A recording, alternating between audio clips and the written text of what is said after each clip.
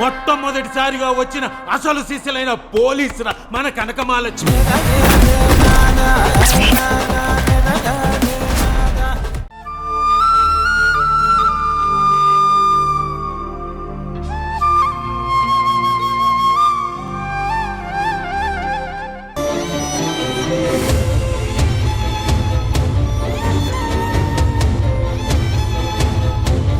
మీరు చెప్పేది కరెక్టే, కాదన్నను.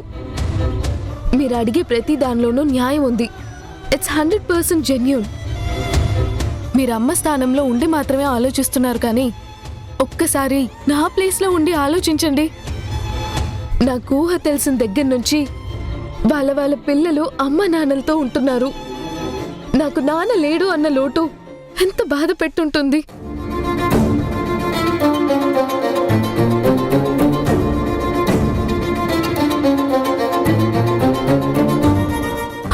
నుంచి నానెవరు అని ప్రశ్నిస్తూనే ఉన్నాను. ఒకప్పుడు అన్నయ్య ద్వారా మీరిద్దరు భార్యాభర్తలని తెలిసిన తర్వాత మీరే మా నాన్న అనుకొని మీకు దగ్గర అవ్వడానికి ఎంత తాపత్రయపడ్డాను.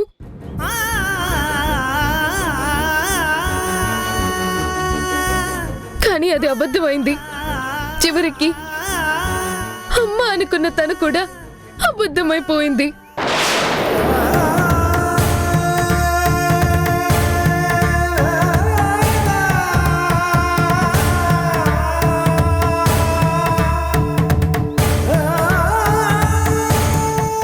అప్పుడు తనకన్నా ఎక్కువ బాధపడింది నేను.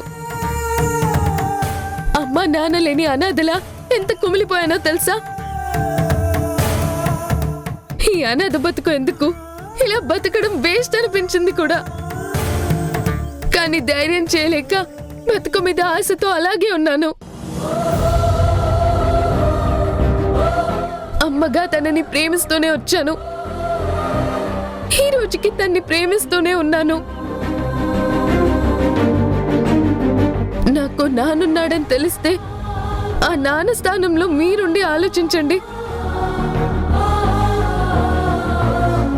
మీకు కూతురు లేదని బ్రతుకుతున్నారు, కానీ మీకు కన్న కూతురు ఉందని తెలిస్తే మీరు వెళ్ళి ఆ కూతుర్ని మీ దగ్గరికి తెచ్చుకోరా?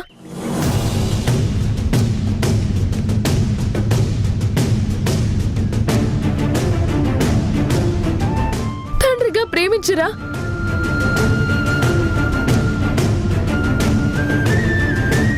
ఆమెకి పంచాల్సిన సంతోషాలు పంచరా? ఇన్నేళ్లకి ఒక కూతురుందని తెలిసిందిలే, ఆ ఏంటి పెంచుకునేది అని ప్రేమని వదిలేస్తారా?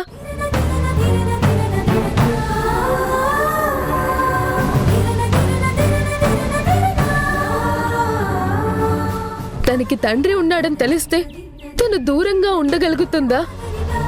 ఇప్పుడు నా స్థానంలో అక్కడెవరున్నారో నాకు తెలియకపోవచ్చు. తను తండ్రి కోసం కలవరించకపోవచ్చు. నేను ఏళ్ల తరబడి నాన్న నాన్న అని కలవరిస్తూ బతుకుతున్నాను. నాన్న ఉన్నాడని తెలిసిన తర్వాత వెళ్లకుండా ఎలా ఉండగలుగుతాను?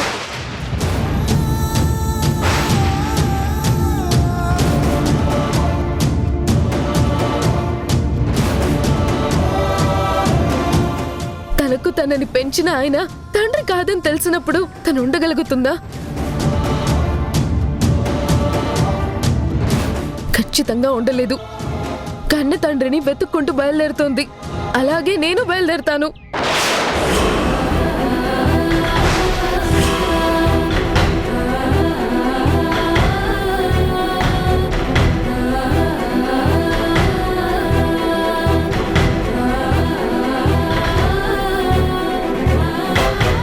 ఒక్కసారి ఆలోచించమ్మా.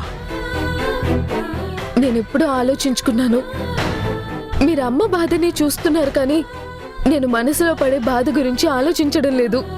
కన్న ప్రేమ కన్నా పెంచిన ప్రేమ గొప్పది అంటారు గుణాగారు.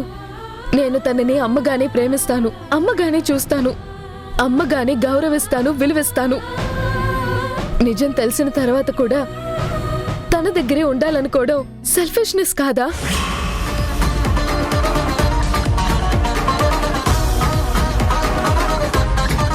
నన్ను వెళ్లకుండా ఆపాలనే ప్రయత్నం తప్పు కాదా?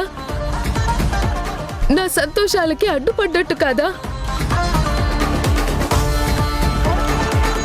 ఎంత మన అనుకున్నా మన వాళ్ళు వేరే ఉన్నారని తెలిసినప్పుడు మనసు ఆరాట పడుతుంది. It's very common. ఒక్కళ్ళని ప్రేమిస్తున్నంత మాత్రాన మరొకళ్ళని ద్వేషిస్తున్నట్టు కాదు, దూరం పెడుతున్నట్టు కాదు. దూరంగా వెళ్ళొచ్చు కానీ దూరం అని ఫీల్ అవ్వడం తప్పు. ఎవరి గుండె బరువు వాళ్ళు దించుకోవాలనుకున్నప్పుడు నాకు నా గుండె బరువు దించుకోవాలనే ఉంటుంది కదా.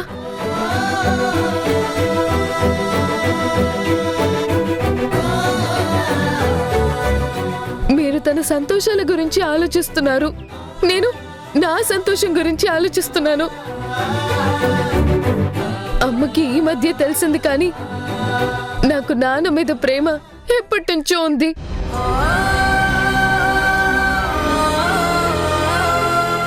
ఆ ప్రేమతోనే కదా నేను మీ దగ్గరకు వచ్చింది, మీతో చనువుగా ఉంది.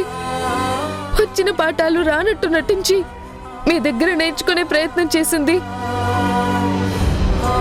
మీ పిలుపుకి, పలకరింపులకి, మీ స్పర్శకి ఆరాటపడింది. ఎప్పటి నుంచో ఉన్న ఆ కోరిక తీర్చుకోవాలని నా మనసులో ఉండదా అండి?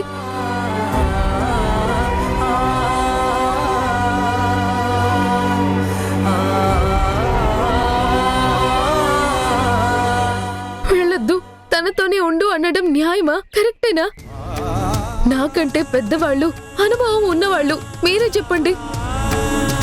ఇక్కడ తన్ని బాధ పెట్టాలని కాదు, నా సంతోషాన్ని వెతుక్కుంటూ వెళ్లాలనే ఆరాటం అంతే. ఎవరైనా వాళ్ళ కన్న వాళ్ళ కోసం, వాళ్ళ రిలేషన్ కోసం డెఫినెట్ గా ఆరాట పడతారు కదా.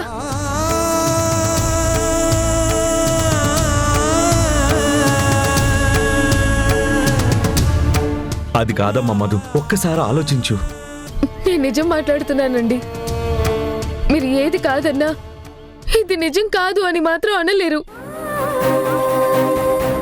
ఏళ్ల తరబడి ఈ గుండెల్లో దాచుకున్న బాధని ఒక్కసారి మా నాన్నని కలుసుకొని కౌగలించుకొని ఆయన ప్రేమ పొంది బరువు దించుకోవాలనుకోవడం తప్పు కాదు కదా.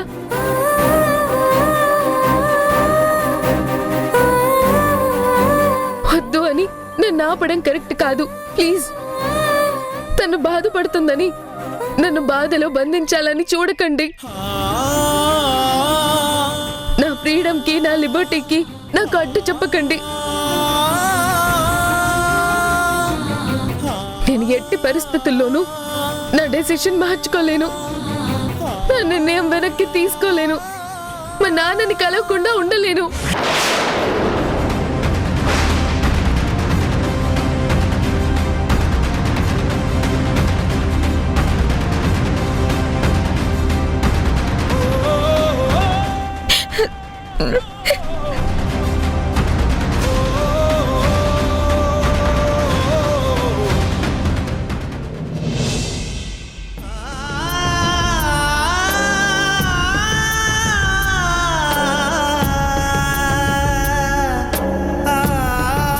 అమ్మా,